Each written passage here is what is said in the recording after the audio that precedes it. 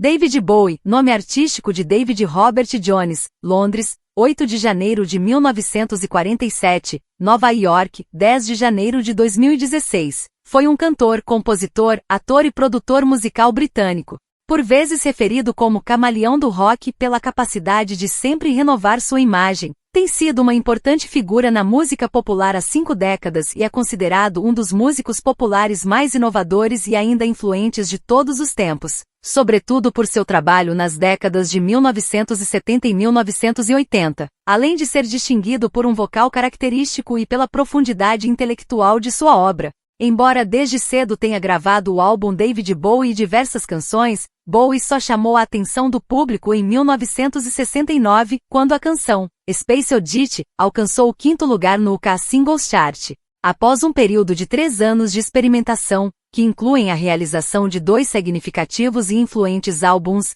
The Man Who Sold the World, 1970, e Hunky Dory, 1971, ele retorna em 1972 durante a era glam rock com um alter ego extravagante e andrógeno chamado Ziggy Sardusto, sustentado pelo sucesso de Starman, e do aclamado álbum The Rise and Fall of Ziggy Sardusto and the Spiders from Mars. Seu impacto na época foi um dos maiores cultos já criados na cultura popular. Em 1973, o disco Aladdin Sane levou Ziggy aos Estados Unidos. A vida curta da persona revelaria apenas uma das muitas facetas de uma carreira marcada pela reinvenção contínua, pela inovação musical e pela apresentação visual. Em 1974, o álbum Diamond Dogs previa, com seu som e sua temática caótica, a revolução punk que surgiria anos depois. Em 1975, Bowie finalmente conseguiu seu primeiro grande sucesso em território americano com a canção Fame, em coautoria com John Lennon, do álbum Young Americans. O som constitui uma mudança radical no estilo que inicialmente alienou muitos de seus devotos no Reino Unido. Nessa etapa, a carreira musical de Bowie se renovou e seguiu novos rumos. Após a criação de uma nova persona, Finn White Duke, apresentada no aclamado Station to Station, 1976, que traz características de alguém supostamente interessado em misticismo, cabala e nazismo, ele confundiu as expectativas de seu público americano e de sua gravadora com a produção do minimalista Low, 1977, a primeira das 3 colaborações com Brian Eno durante os próximos 2 anos. A chamada Trilogia de Berlim com Heroes e Lodger trouxe álbuns introspectivos que lograram o topo nas paradas britânicas e que ganharam admiração crítica duradoura.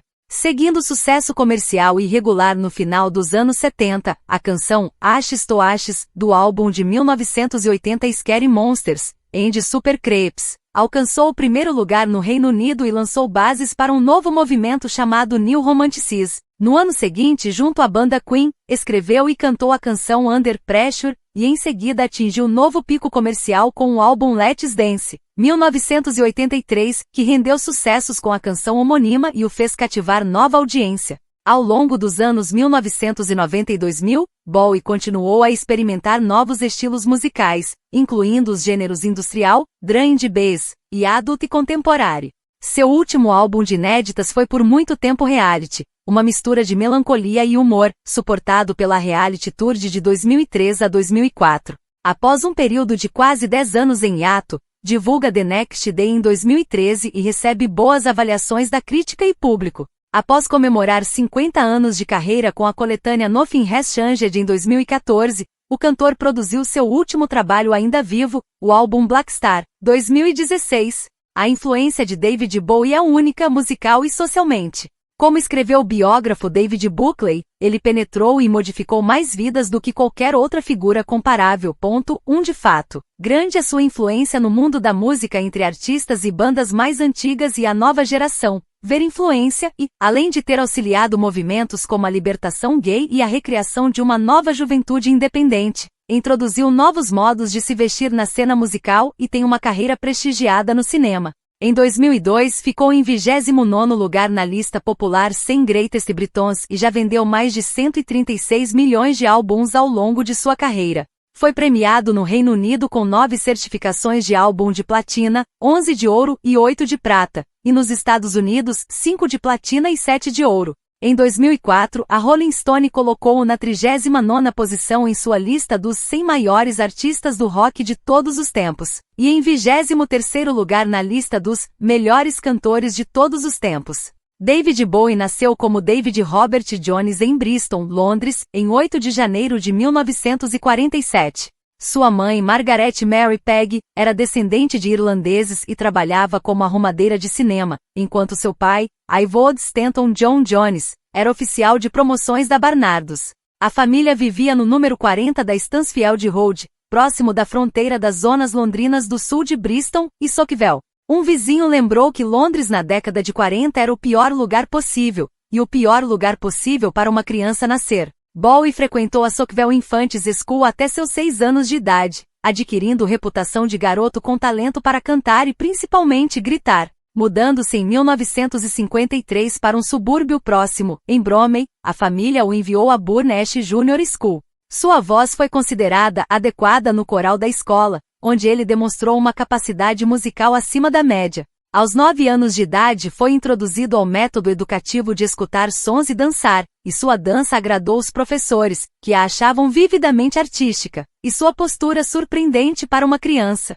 Neste mesmo ano, seu interesse pela música cresceu quando o pai trouxe para casa discos de vinis de uma coleção americana com músicas cantadas por Frank Lemon and the Teenagers, The Platters, Fats Domino, Elvis Presley e Little Richard. Ao ouvir Richard cantar Tutti Frutti, Bowie diria mais tarde: "Eu tinha escutado a voz de Deus." Da mesma forma, o impacto de Presley em sua vida também foi enfático. "Eu vi uma prima minha dançar On Dog, e eu nunca tinha visto ela se levantar e se mover tanto por nada. Realmente me impressionou o poder da música. Comecei a procurar discos depois disso." No final do próximo ano, o garoto começou a aprender o ukulele e theia chest bass e a participar em sessões de skiffle com os amigos, além de ter começado a tocar piano. Enquanto isso se apresentava para os amigos escoteiros fingindo ser Elvis e Chuck Berry, e sua presença no palco era descrita como fascinante, como alguém de outro planeta. Porém, entrou para a Ravenswood School assim que viu que suas notas no Burn Ash Jr. não foram boas.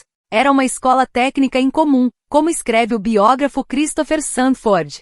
Apesar de seu status, a escola era, na época em que David chegou em 1958, rica em rituais misteriosos, como qualquer outra escola pública inglesa. Havia casas nomeadas em homenagem a estadistas do século XVIII como Pitt e Wilberforce, e tinham um uniforme e um elaborado sistema de recompensas e punições. Havia também um foco em idiomas, ciências e particularmente desenho, de onde uma atmosfera colegial floresceu sob a tutela de Owen Frampton. No relato de David, Frampton conduzia por força da personalidade e não pelo intelecto. No entanto, seus colegas no Bromley Tech não eram famosos por nenhum dos dois, e renderam, aos alunos mais brilhantes em artes da escola, um regime tão liberal que Frampton encorajou seu próprio filho, Peter, a prosseguir numa carreira musical com David, parceria brevemente intacta 30 anos mais tarde. Bowie estudou arte, música e desenho, incluindo layout e typesetting. Depois de Terry Barnes, seu meio-irmão por parte de mãe, apresentá-lo ao jazz moderno, o seu entusiasmo por instrumentistas como Charles Mingus e John Coltrane levou sua mãe a lhe dar um saxofone alto em 1961. Não demorou para que o garoto recebesse aulas de um músico local. Em 1962, metido numa briga por conta de uma garota, recebeu um ferimento grave na escola, quando o amigo George Underwood lhe deu um forte soco no olho esquerdo usando um grande anel no dedo. Os médicos temiam que ele viesse a perder parcialmente a visão. Foi forçado a ficar fora da escola para uma série de operações durante uma internação de 4 meses. O dano não pôde ser totalmente reparado, deixando-o com a percepção deficiente e com a pupila permanentemente dilatada. Tempos depois isso tornaria-se a marca pessoal do artista, que embora tenha os 2 olhos azuis, aparenta ter um olho de cada cor, fenômeno conhecido como heterocromia. Alguns acreditavam que seu olho fosse de vidro, mas na realidade o problema em seu olho é designado anisocoria, que no seu caso, lhe deixou permanentemente a pupila esquerda dilatada. Apesar da briga violenta, Underwood e Bowie continuaram amigos, e Underwood passou a cuidar da parte artística dos primeiros álbuns de Bowie. De seu saxofone de plástico a um instrumento real em 1962, Bowie formou sua primeira banda aos 15 anos de idade.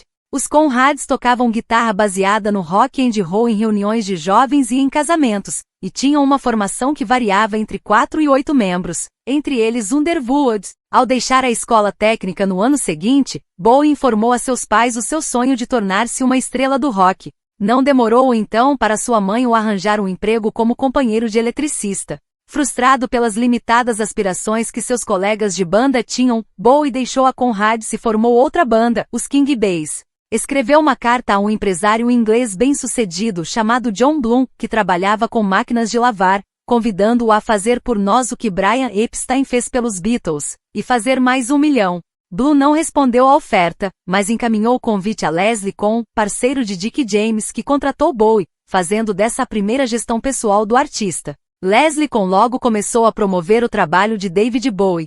O primeiro single do cantor, Lisa Jane, creditado a David Jones e os King Bass, não logrou nenhum sucesso comercial. Desapontado com os King Bass e o repertório blues de Howlin', Wolf e Willie Dixon, Bowie deixou a banda a menos de um mês depois de entrar para a Money Boys, banda com levada blues, mas que também incorporava elementos do folk e soul. Eu costumava sonhar em ser o Mick Jagger deles, recordaria Bowie anos mais tarde. E Pete the Fool não teve maior sucesso que Lisa Jane, e não demorou para que Bowie mudasse novamente de grupo, dessa vez entrando para o Lower Third, trio de blues fortemente influenciado pelo The Who. E o The Got a Bee of Living não se saiu melhor, e marcou o fim do contrato com Kohn. Declarando que iria deixar o mundo pop para estudar mímica no Sadler's Wells, Bowie, no entanto, permaneceu no Lower Third.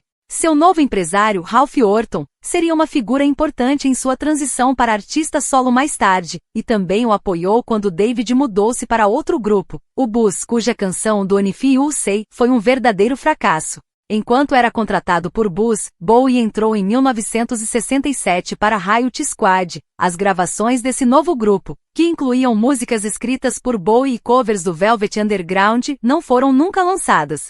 Ken Pitt, introduzido por Orton, passou a ser então o novo empresário de Bowie. Insatisfeito com seu nome artístico, na época Dave e Davy Jones, que em meados da década de 1960 permitia confusão com o ator Davy Jones do The Monkees, o jovem músico renomeou seu nome artístico baseado no sobrenome de um americano do século XIX chamado Jim Bowie e também a faca que ele popularizou. Seu nome também pode ser uma referência ao personagem David Bowman de 2001. A Space Odyssey, famoso filme que inspirou a canção Space Oddity.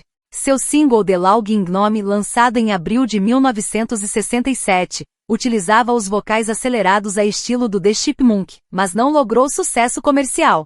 David Bowie, seu álbum de estreia, lançado 6 semanas depois, é uma amálgama de pop, folk, psicodelia e music hall, mas teve o mesmo destino de suas tentativas anteriores. O disco foi seu último lançamento por 2 anos. Seu fascínio pelo bizarro reforçou-se com o encontro com o dançarino Lindsay Camp. Como disse o próprio Bowie, ele vivia em suas emoções, foi uma influência maravilhosa. Sua vida cotidiana era a coisa mais teatral que eu já tinha visto. Era tudo que eu pensava sobre boemia. Entrei para o circo. 18, Camp, por sua vez, lembrou. Eu não o ensinei a ser um artista mímico, mas a botar para fora o que ele era. Eu o ativei para liberar o anjo e o demônio que estava em seu interior. Estudando artes dramáticas com Camp, do teatro avant-garde e da mímica à comédia dell'arte, Bowie ficou imerso na criação de personagens para apresentar ao mundo, satirizando a vida numa prisão britânica. A canção de 1967, Over the Wall We Go, tornou-se um single na voz de Paul Nicholas. Outra composição de Bowie, chamada Silly Boy Blue, foi realizada por Billy Fury no ano seguinte. Bowie começou a namorar Hermione Farthingale quando ela foi escalada junto a ele por Camp para um minueto poético. Logo ambos os amantes se mudaram juntos para um apartamento londrino. Tocando violão, ela formou um grupo com Bowie e o baixista John Hutchinson. Entre setembro de 1968 e inícios de 1969, quando Bowie e Farthingale rompiam, o trio dava um pequeno número de concertos combinando folk, beat music, poesia e mímica. Por conta da falta de sucesso comercial, Bowie se viu obrigado a tentar ganhar a vida de formas diferentes. Uma dessas foi gravar um comercial para a empresa de sorvetes Lion's Made, que no entanto, foi rejeitado por outro do Kit Kat. Em 1969, foi realizado o filme de 30 minutos Love You Till Tuesday, concebido como veículo para promover o cantor com apresentações de seu repertório. apesar de não ter sido lançado até 1984. As sessões de filmagem em janeiro daquele ano levaram a um sucesso inesperado quando Bowie disse aos produtores: "Esse filme de vocês, eu tenho uma nova canção para ele." Bowie gravou um demo da canção que daria o seu avanço comercial. Space Oddity foi lançada meses depois para coincidir com o primeiro pouso na Lua. Rompendo seu namoro com Fartingali logo após o término do filme, Bowie mudou-se com Mary Finnegan como seu inquilino. Nesta época continuava sua divergência do rock and roll e do blues iniciada por seu trabalho com Fartingali e por isso juntou forças com ela. Com Christina Ostrom e Barry Jackson para conduzir um clube de folk nas noites de domingo no pub Three Tunes na High Street em Beckenham. Este logo transformou-se em Beckenham Arts Lab, e ficou extremamente popular. O Beckenham Arts Lab organizou um festival livre num parque local, mais tarde imortalizado por Bowie na canção Memory of a Free Festival. Realizado em 11 de julho, 5 dias antes do lançamento da Apollo 11, Space Oddity ficou em quinto lugar no top do Reino Unido. Seu segundo disco, Space Oddity, realizado em novembro, foi lançado no Reino Unido com o nome de David Bowie, o que causou certa confusão com seu antecessor homônimo. E o lançamento nos Estados Unidos foi antecipadamente intitulado Man of Words, Man of Music. A época de seu lançamento não usufruiu sucesso comercial, mesmo com suas letras filosóficas de um mundo pós-hippie sobre paz, amor e moralidade. E um som de folk rock acústico fortificado pelo rock pesado. Bowie conheceu Angela Barnett em abril de 69. Se casariam dentro de um ano. O impacto da moça sobre ele foi imediato, e o envolvimento dela em sua carreira teve longo alcance, deixando o empresário Ken Pitt em influência limitada. Estabelecido como artista solo após Space Oddity, sentia falta de algo, uma banda em tempo livre para apresentações e gravações? Pessoas enfim com as quais ele poderia se relacionar pessoalmente. A lacuna se fortaleceu quando teve uma rivalidade artística com Mark Bolan, na época seu guitarrista de estúdio. Mas uma banda foi devidamente montada. John Cambridge, baterista que Bowie conheceu no Arts Lab, foi convivado por Tony Visconti, que tocaria no baixo, e Mick Ronson na guitarra elétrica. Após uma breve e desastrosa manifestação sob o nome de Os Hype, o grupo sofreu nova reconfiguração, agora apresentando Bowie como artista solo. O trabalho inicial do grupo ficou marcado por um desentendimento acalorado entre Bowie e Cambridge sobre o estilo do segundo de tocar bateria. A discussão chegou no ápice quando Bowie soltou: "Você está fodendo meu álbum." Cambridge deixou o grupo e foi substituído por Mick Vodmansey. Pouco tempo depois, ocorreu um ato que resultaria em anos de litígio. Bowie viu-se forçado a pagar indenização a Pitt, e por isso o demitiu, substituindo-o por Tony DeFries. As sessões de estúdio resultaram em seu terceiro disco, The Man Who Sold the World, 1970. Caracterizado pelo som de rock pesado da sua nova banda e que marcou explicitamente um afastamento do violão e do estilo folk estabelecido em Space Oddity. Para promover o álbum nos Estados Unidos, a Mercury Records financiou uma turnê de divulgação em que Bowie, entre janeiro e fevereiro de 1971, foi entrevistado por emissoras de rádio e mídia. Explorando sua aparência andrógina, a capa original da versão britânica retrata o cantor com cabelos longos e um vestido. Ele o utilizou durante as entrevistas. Para a aprovação de críticos, incluindo John Mendelsohn da Rolling Stones, que o descreveu da seguinte forma: deslumbrante, quase desconcertantemente lembra Lauren Bacall, e, nas ruas, a reação das pessoas variava entre o riso e a surpresa, até que um dos pedestres abordou Bowie com um revólver e lhe disse: "Beije minha bunda." Durante a viagem conheceu o trabalho de dois americanos proto-punks que foram seminais e que o levaram a desenvolver o conceito que formaria mais tarde a persona Ziggy Stardust. A fusão da personalidade de Iggy Pop com a música de Lou Reed, ambos elementos o fizeram produzir O Último Ídolo Pop. Uma amiga recordou seu hábito de rabiscar notas em guardanapo sobre uma estrela do rock doida, chamada Iggy ou Ziggy, e retornando à Inglaterra, declarou a intenção de criar uma personagem que parecesse que havia chegado de Marte. No álbum Hunky Dory, 1971, Visconti, seu produtor e baixista, foi substituído de ambos os papéis por Ken Scott e Trevor Bolder, respectivamente. O álbum testemunhou o retorno parcial do cantor de Space Oddity, com canções como Cox, escrito para seu filho, Duncan Zovi Ivo Jones, nascido em 30 de maio. Os pais escolheram seu nome Cook. O menino seria conhecido como Zovi pelos próximos 12 anos, por conta da palavra em grego zoe, vida. Por outro lado, o álbum também explorou temas sérios, e homenageia algumas de suas influências musicais, nas canções Song for Bob Dylan, Andy Warhol e Queen Beat. Pastiche do som do Velvet Underground, o disco, contudo, não alcançou sucesso comercial na época. Em sua empreitada musical seguinte, Bowie desafiou, nas palavras do biógrafo David Buckley, a crença central da música rock de sua época e criou provavelmente o maior culto da cultura popular vestido com um traje notável, seus cabelos tingidos de vermelho, e o rosto e os lábios fortemente maquiados. Bowie inaugurou a apresentação de Ziggy Stardust com os The Spiders from Mars, Ronson, Boulder e Woodmansey, num pub chamado Toby Jug em Tolworth, em 10 de fevereiro de 1972. A apresentação foi um sucesso e levou-o ao estrelato. Ziggy e os Spiders from Mars viajaram pelo Reino Unido ao longo dos próximos 6 meses e propagaram um culto a Bowie que era único. Sua influência durou mais tempo e tem sido mais criativa do que talvez quase todas as forças dentro da cultura pop, combinando elementos do hard rock de The Man Who Sold the World com o rock mais leve e experimental de Hunky Dory.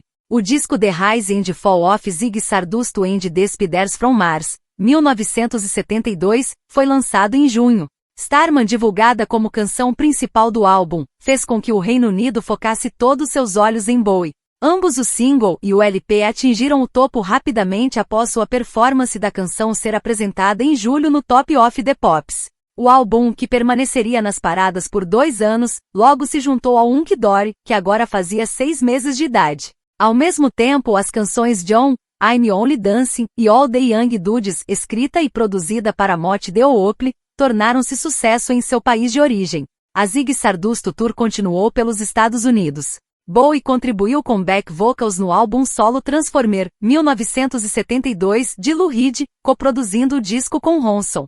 Seu Aladdin Sane, 1973, que ainda trazia o glam rock à tona, atingiu o primeiro lugar no Reino Unido, tornando-se seu primeiro álbum a alcançar tal posição. Descrito pelo próprio Bowie como Ziggy Vai à América, contém canções que ele escreveu durante a viagem aos Estados Unidos, que depois continuou pelo Japão para promover o novo álbum de 73.